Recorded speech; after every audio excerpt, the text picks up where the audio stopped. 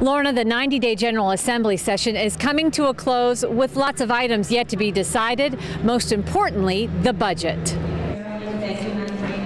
But in the end, legislators failed to reach an agreement on a package of tax bills. It's the first time since 1992 that the legislature has not completed its work on the budget during the 90 days. Thank you. Now it's up to Governor Martin O'Malley whether or not to call for a special session to allow them to take up a plan to increase income taxes to avoid the most severe cuts.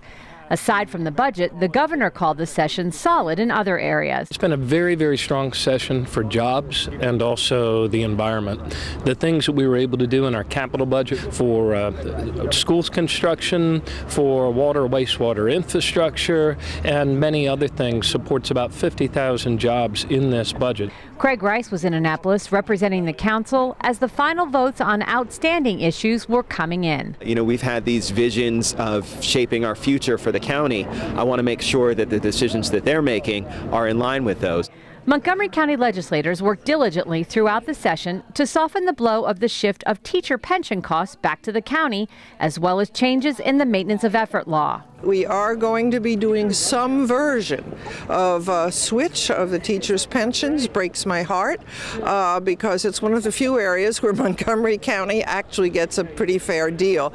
But this maintenance of effort, we want to continue. We want it to be good, but it will have to be readjusted because right now in the present economic climate, we cannot continue where we were a few years ago.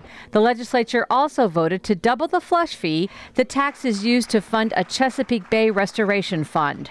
However, the gas tax proposal was put on the back burner, but lawmakers say the idea is not completely dead.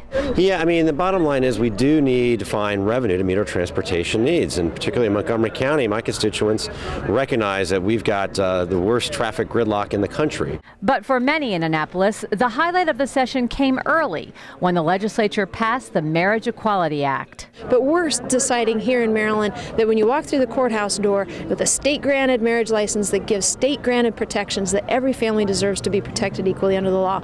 I'm Susan Kennedy for County Report This Week.